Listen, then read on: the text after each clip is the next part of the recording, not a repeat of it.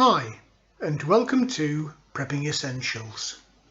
Good morning, it's 7 o'clock on Saturday the 29th of August.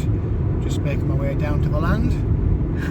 You can see the clouds in the sky there. The weather's not great, so I'm not quite sure what we'll get done, but let's find out.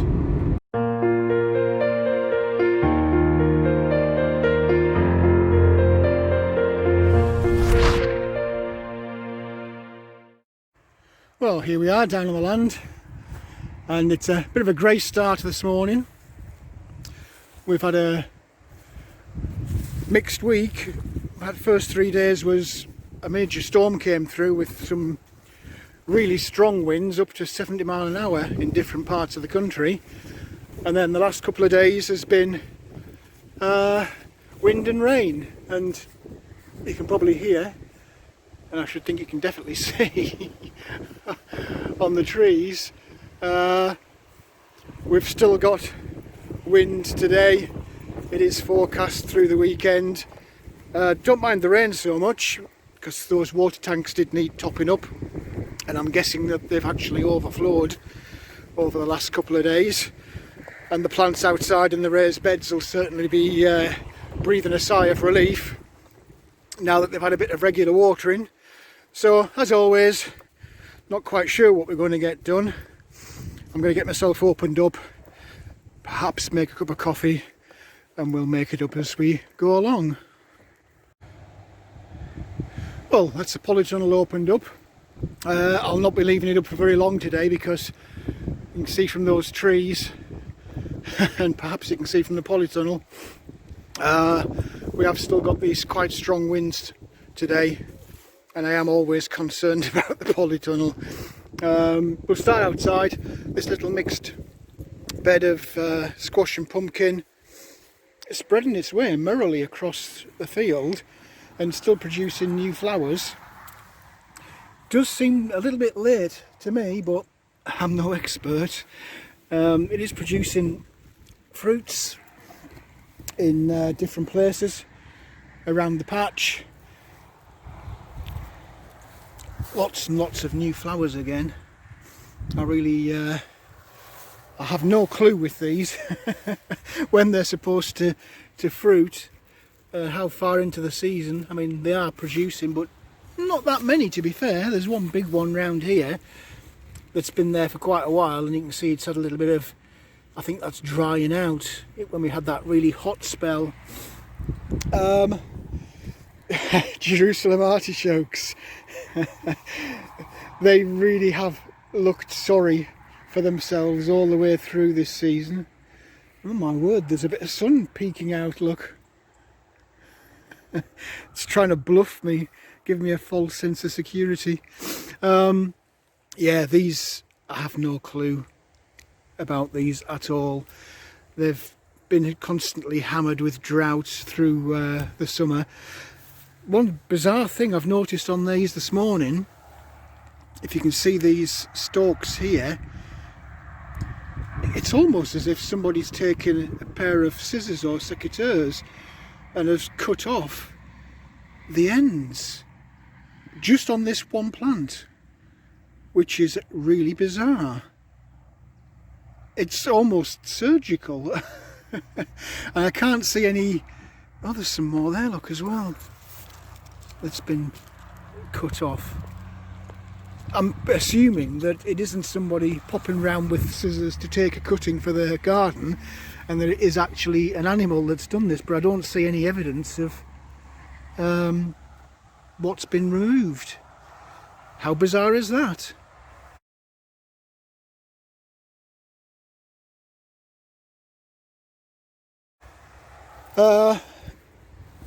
Get our way across. We'll do the polytunnel, I think, and then if this wind does pick up any more, I can close it up. We've still got the jungle going on. We'll start on this side. This blueberry bush, really impressive growth this year with this. It really has put on an amazing amount of new growth. I have tried to tie it up. There's one here that's shooting away and probably wants tying up as well. Would you believe it? We've got new pea growth there, brand spanking new. The old ones are continuing to put out new growth and flowers, which is quite staggering how they've survived. When you look at this piece, which was, I was going to pull them out at one point because I thought they were completely dead, and here we go with new growth and flowers. It just kind of goes to show the resilience, really. Cucumbers, still putting out cucumbers. I'm convinced that they are past the best because these now are dying off, these leaves. That squash has never done anything except grow leaves, which is quite bizarre. The smaller blueberry, again, lots of growth on that. That's going to be a really nice plant next year.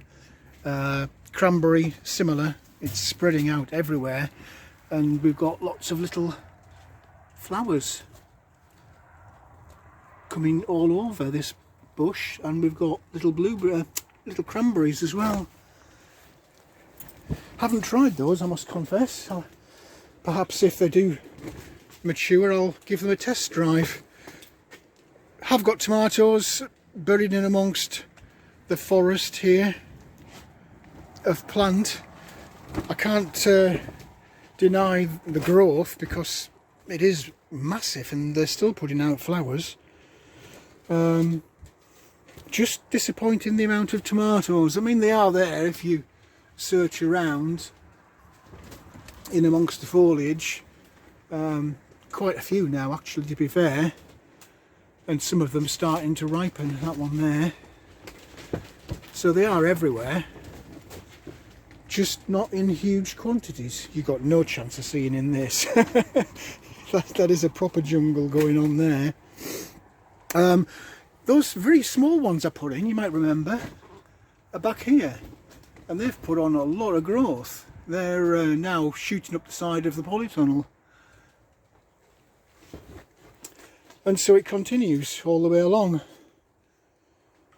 Lots of growth, but only a few tomatoes. But hey, you know, we have got some. I was convinced I wouldn't get any at all, but I have. Tomatoes are now overgrowing the strawberries, and as you can see, those trays that I put the runners into, there's just masses of those. Fig continuing to grow very nicely, new growth pretty much everywhere on this little tree, and we've got a little fig there. It is the only one, but it is one. we have one. This succession planting, that first bucket of carrots hasn't really produced much at all. Quite disappointed with that, really. Whereas the other four that I planted, quite a lot of carrots coming through there. Similarly, this cauliflower, the first tray that I planted, some quite nice sized plants on there now. They'll be ready for potting on, I'm guessing this week. And similarly, the other two trays are planted, putting on some nice growth there as well. Not really sure what is going to happen with those. The weather is turning, as you can see today from outside, so I'm not quite sure how well they'll do, but you know, it's all an experiment. We'll see. Those little cuttings I took of the blueberry and cranberry, I'm tempted to say now, with a little bit of confidence, that they've rooted, which is nice, so that's more for next year. We'll pop back outside now and take a look at what's left in the raised beds, because there isn't a great deal. Potatoes, those two barrels of potatoes, I think they're probably about ready now, but they are full of water. This last few days has been quite a bit of rain come down, so I don't really want to tip those out when they're completely soaked. I'd rather do that when they're a little bit dried out. Looks like this is a perch for some kind of bird. I have seen some crows perching on here on the CCTV. This barrel that I popped it in, when did I do that? 2 weeks ago? Yeah, I think 2 weeks ago. Look at that. We've got our first potato plants pushing through. Going to be interesting again to see what happens with these. I think it's about a 12-week maturity on potatoes. I'm sure someone will correct me in the comments if I'm wrong, but I think it's 12 weeks. That's going to take us up pretty close to Christmas. So fingers crossed we might get a crop and they won't die off between now and then because of the weather.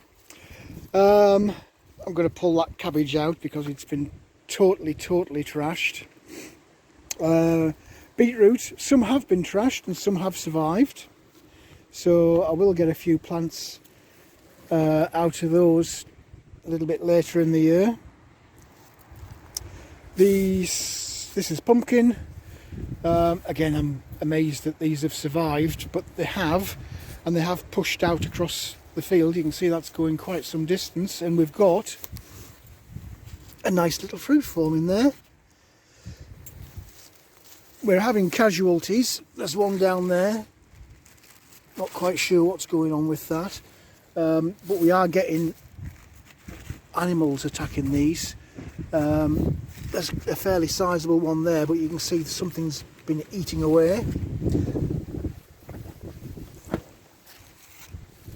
There's one casualty down there that looks like it's died off.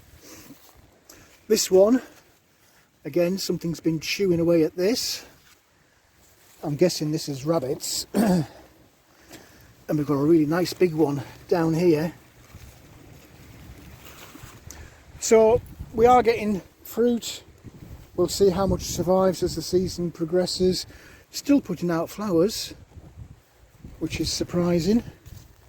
Quite a few still flowering away in different places. But I am hopeful we're going to get some decent fruit out of this year. The squash, lots and lots of flowers, but not a lot of fruit going on. We had this one here, which is quite sizable, but again, something's been chewing away. So I'm not sure if that's going to survive or not. Fingers crossed it is, because I think that is the only one on this bed. As I say, it's produced millions of flowers and it is still flowering. You know, we've got these here that are opened up, and we've got lots inside that are just starting to break out, but distinct lack of fruit. This middle raised bed, that's the garlic. That's doing very nicely. And again, there's a couple of stray onions over there. And then finally, the carrots. Carrots are doing very well. Carrots are something I'm not going to be short of, and there's some quite sizable ones in that pot. I might actually be tempted to pull that. There's not many in there, but they are quite sizable. Just to see how they're looking and to top up my pantry. I've still got these, 5 buckets here, all growing well. In fact, that back one, it's still got masses of nice green growth. They'll definitely stay in for a while yet. And then onions. I'm pleased with these. This is one of my successes, because considering they were late in, and considering that I've not done onions before, I'm getting some sizable bulbs down there. So again, back end of the year, I should have some quite nice ones. That's massive, that one over there. That one. So yeah, not too bad at all, really. I'm going to have to show you the tomatoes I put outside. They've just been battered this week. I really should do something with those, i.e. get rid of them, but I just can't bring myself to. And I have got the one solitary tomato on there. So we'll just leave them and see what happens, but that's not been as successful as I had hoped it would be. Anyway, so that's it for the raised beds and the polytunnel. I'm going to have a little play in the polytunnel, have a little bit of a tinker with those strawberry plants, get some more runners into some compost. A couple of those tomatoes want tying up as well, and I might have a look at potting on some of those seedlings, but I've not had my coffee yet. I've boiled the kettle twice and then got distracted, so I'm going to go and do that now. Just having a quick look around, as I always do when I first come down. These elderberry trees, we've now got massive crops, which is typical. Huge crops of the elderberries. They're literally all over these trees. A lot of them are ready now, some aren't. I think I might crop some of these while I'm down here. You'll have seen my elderberry linctus video from the other day. I might try something else with those. Lots of blackberries around this drainage ditch, and you'll know from previous videos there's lots more up along the side of this woodland. I've not really looked at those this year. Some more elderberries there, but I think perhaps in future years I might take a look at those blackberries and see how they do crop, and again I might use some of those in future videos, make some jam, something like that. These elderberry trees that are along this woodland, some of them, well in fact quite a lot of them, have clearly been here for many years and are starting to look a little bit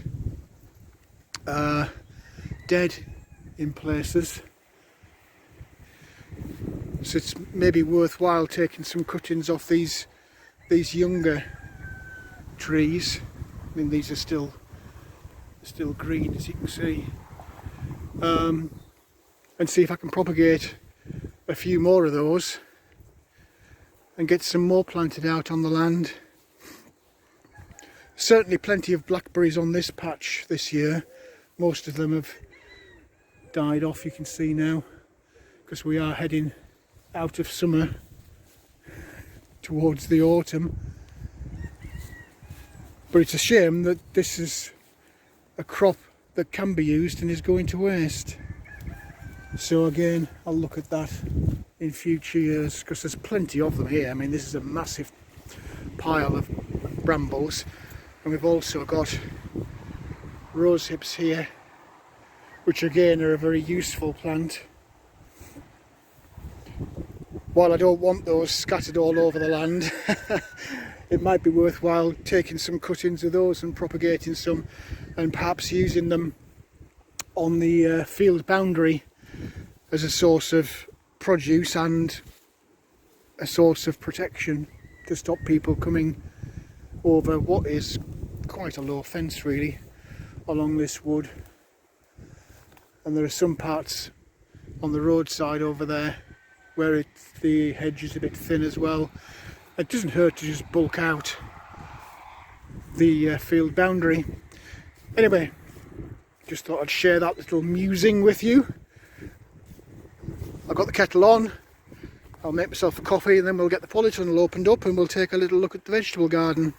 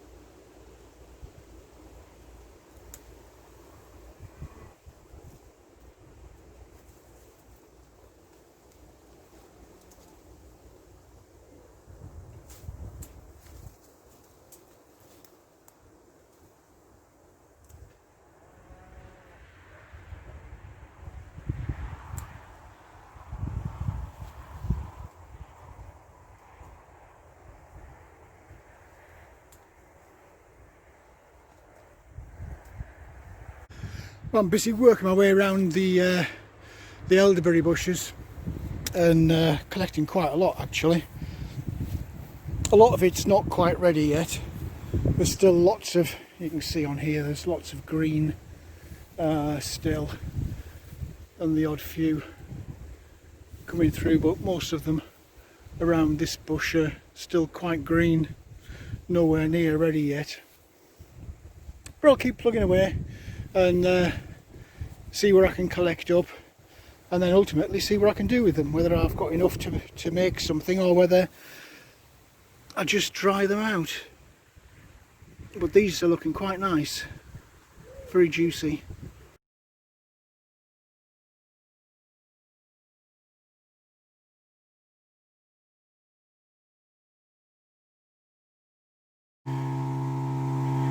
Well, the jobs never stop. I'm just busy topping up the cans for the water in the polytunnel. The rain we've had over the last couple of days has been very nice, in that it's managed to top up the water tanks just round the back here, and you can see there right up to the top there's over 1,000 litres. It's probably about 1,000, let's say 1,050 in each tank. That will be dropping as we speak. I've just filled a 20 litre can. There's another 20 litre can filling right now, and then I'll top up the watering can. Don't know what's in there, a couple of gallons. So yeah, sun's still peaking, but I'll tell you what, it's not warm, and it's certainly, everything's very wet. Not complaining about the water though, because we do need it. But anyway, I'm going to get myself in before that water can overflows and get a few more bits done. Well, I did say it was a little bit cold and wet this morning, so I've just popped a little fire on. It's just getting started now, and it doesn't normally take very long for this to turn into a decent and stable little blaze inside this this wood burning stove. Really pleased with this. It kicks out a fair amount of heat, but it's very quick to ignite. You don't need that much of a flame to get it started. As soon as you've got even just the bare essentials going, you can throw on some quite sizable chunks of wood and it takes off very quickly. So we've got a little bit of heat in the cabin. I think it's only the second or third time I've used it in the entire year. So it is nice just to see it sitting there and crackling away.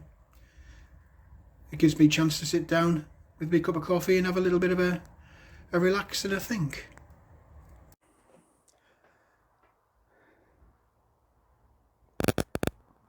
Well, it's very nice to be able to get out of the wind and the cold and just sit for a little while inside the cabin. More so with having the wood burning stove going, because it is surprisingly cold outside. My hands are actually quite chilly. I must be getting a bit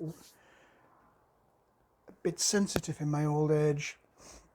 Done a few bits and pieces around the polytunnel and the raised bed, and I've been out picking some more elderberries.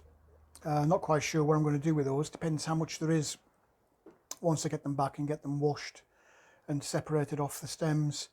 It's surprising the amount of YouTube videos there are on the subject of elderberries. Whether that's to make the cold and flu linctus that I did in one of my previous videos, or whether it's making wine or jams and jellies. There's a surprising amount of stuff out there, and it's all good learning for the future. There's quite a few plants that have medicinal properties, and were we ever to get to that grid down scenario, and we didn't have a pharmacy to pop across to get some pills, it would be nice to expand your knowledge of what's available in the natural environment. And it's certainly something that I'm trying to learn as I go along. I think there'll be a lot of reading done and video watching done when we get into the winter months and there's not much left to do on the land. There always will be, of course, because there's lots of things I want to do in the cabin and the polytunnel, so I might touch on that in a minute. But the weather outside's not great, and we've had a storm come through this week, and it reminds me of our American cousins who've got Storm Laura passing through the southern states right now. I do hope everybody is okay there and it's not affecting anyone that views the channel. Strange times with the weather and the political environment. Again, our American cousins will know they've got the big election coming up in November, and you're already seeing the divide between the two, because there are really only two political parties. A lot of stuff politically and socially going on this year, outside of the big one, which is COVID, of course. But in lots of places around the world, you are seeing that cultural or political tension rearing up. And it does just remind us, I guess, of how fragile society actually is.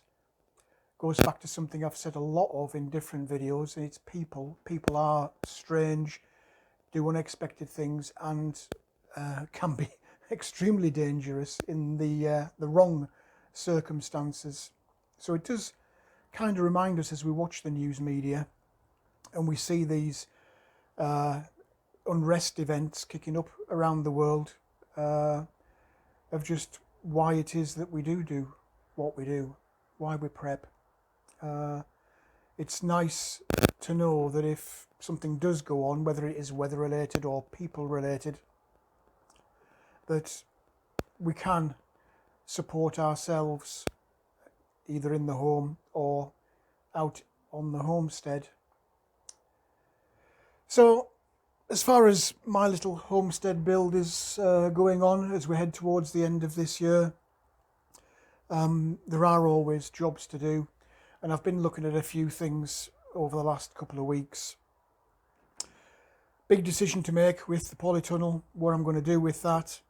The more I think about it and the more I look at it, the more inclined I am to put some kind of extension onto the cabin. So it's more of a greenhouse sunroom affair rather than a standalone polytunnel. A few different reasons for that, I guess. Number one is the weather conditions here on my piece of land with these thin tubular steel and plastic sheet construction type polytunnels.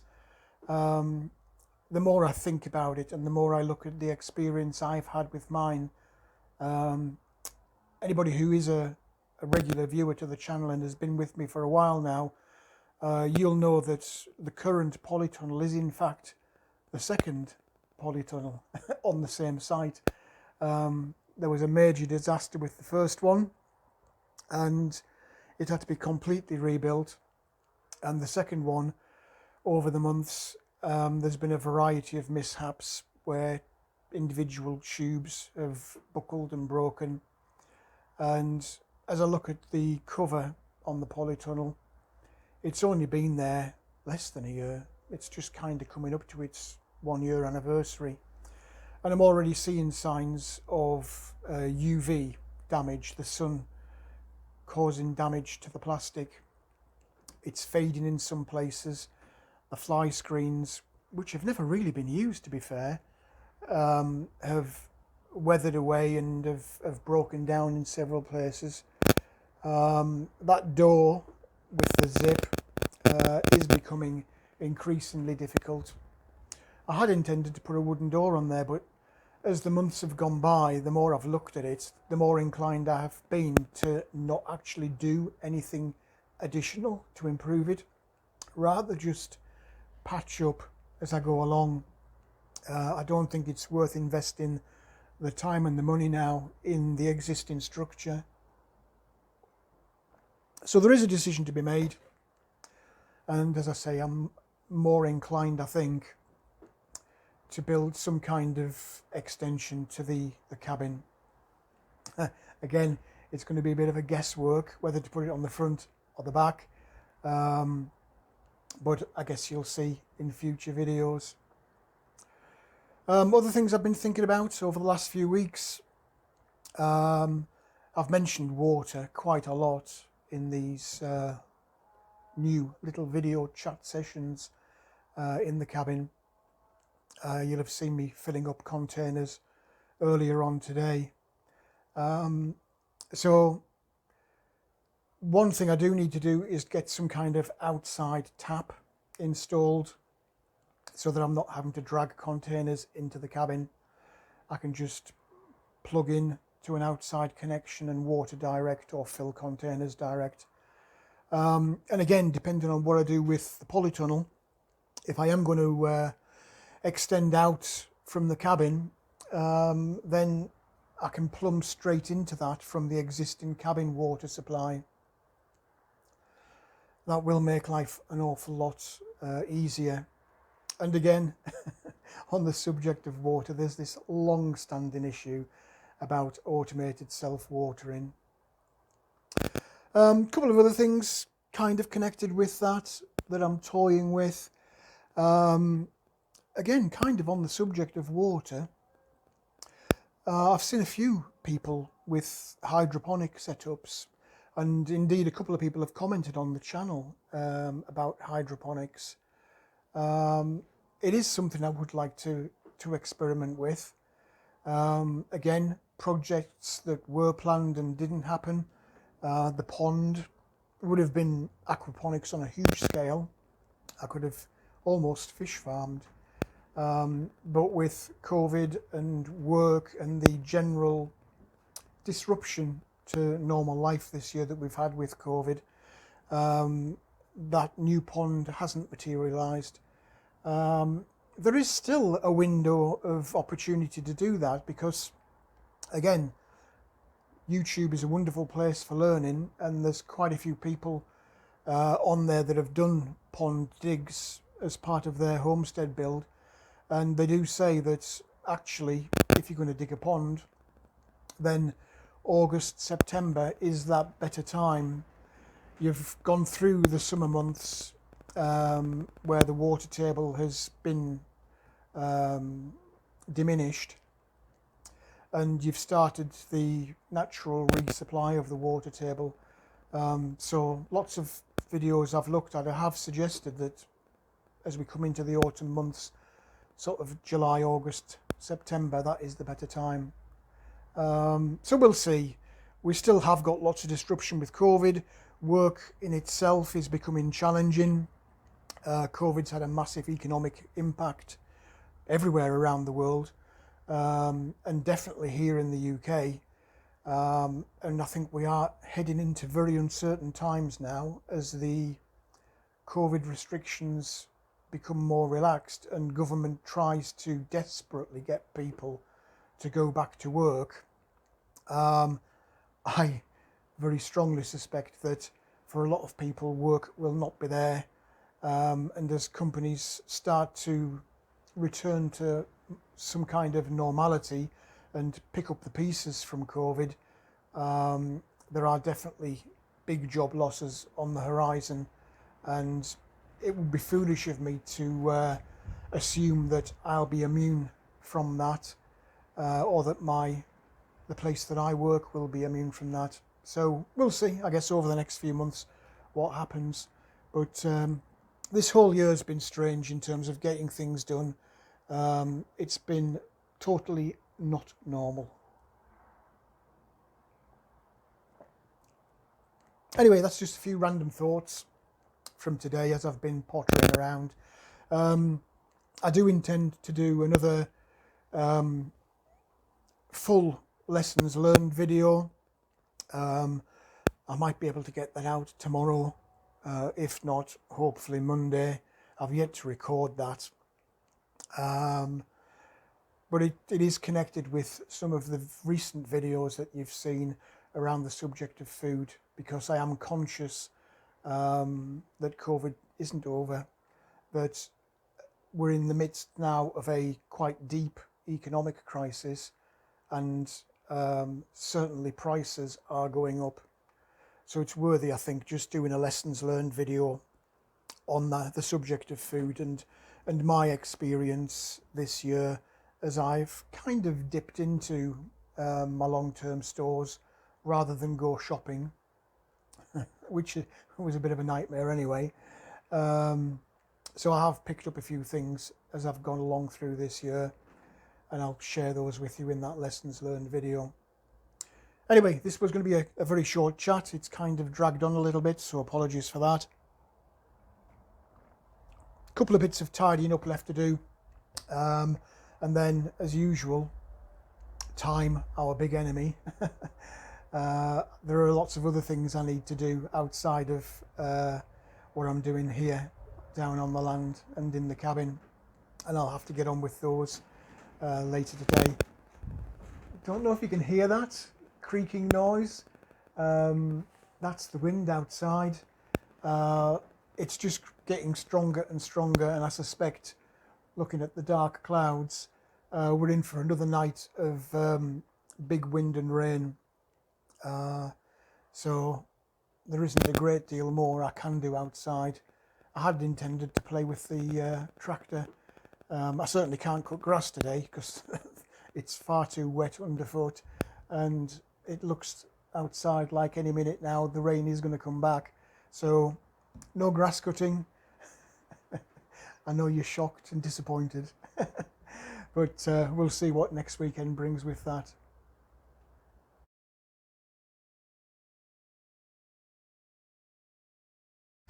Well, there's always one last job to do, and I did say I was going to pull a couple of these carrots just to see how they are.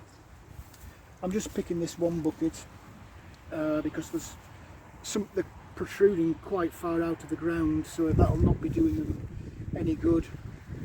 But we'll just quickly dig in. There's not many in here, so there we go. Let's take a little look, and these are actually quite decent sized.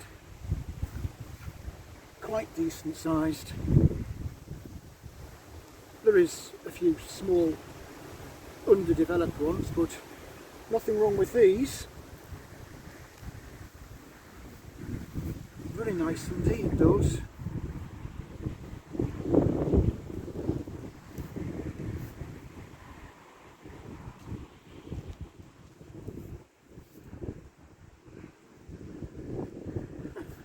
Some baby ones.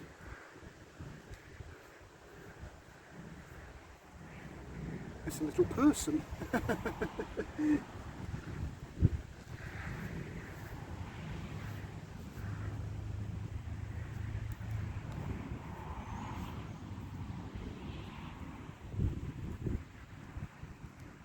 Yeah, those are tiny. I think I'll be inclined to leave those as a little gift for the rabbits.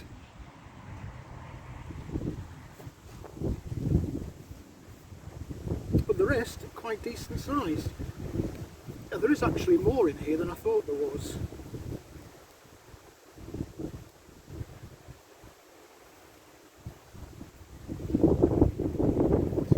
Free gift for the rabbits. So that's it out of that bucket. Let's put that back in. Try and keep it all fairly tidy.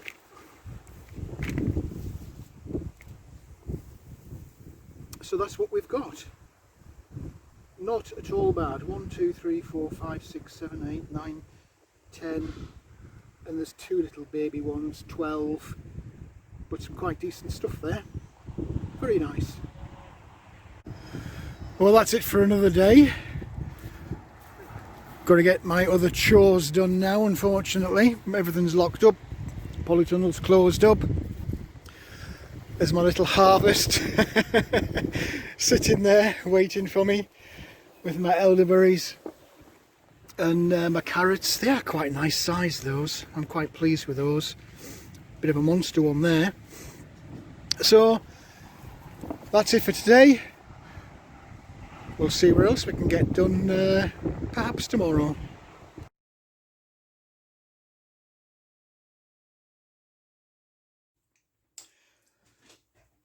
I just thought I'd quickly show you my little harvest. These are the elderberries. As you saw me do in a previous video, I've just literally scraped those off the stalks with a fork. The stuff that's not very good will rise to the top of the water. So it's a fairly quick method to just sieve out the ones that you don't want into a little dish. There will be a little bit more cleaning to be done still, but this is a quick method. Just literally skim the top and you'll see all of the ones that are not ripe float to the top. Bit of therapy for you as you get your harvest ready. Not quite sure what I'm going to be doing with these. Like everything else, I kind of make it up as I go along. But this is certainly a quicker and easier method, or the quickest I've found so far, of separating out the good stuff from the not so good stuff. I think if they're almost ready, they'll not be too bad, but you don't want any green ones in there. Still a bit of stalk that's managed to escape its way into the bowl as I've been doing it, but we're pretty much there, I think. Some of the ripe ones still manage to attach themselves to a bit of stalk, but that's looking a lot better. I'll just give these a final wash and just check that there's nothing else in there that is usable that I've missed, and we should be good to go with another little elderberry project at some point. I'll let you know in due course. Oh, the carrots, by the way, I've got now an abundance of carrots on store, so I'll be doing something with the carrots at some point as well. Well, that's the elderberries washed out, and I've ended up with 2 cups in total once they've all been separated out and thoroughly rinsed. So quite pleased with that. I can use those for something later in the week. Well, that's it for this video. I hope there was something in there that was of interest to you. If you did like the video, please do click on the like button. Also, feel free to hit the subscribe button if you haven't already done so. As always, I welcome any comments, questions or suggestions you might have. What are your thoughts from the little fireside chat? Shall I do a polytunnel on the existing site, or do you think it's better to go with the idea of building out from the cabin with something a bit more substantial in wood and plastic sheet? Let me know in the comment section below. But for now, thanks for watching, and I look forward to seeing you in the next video.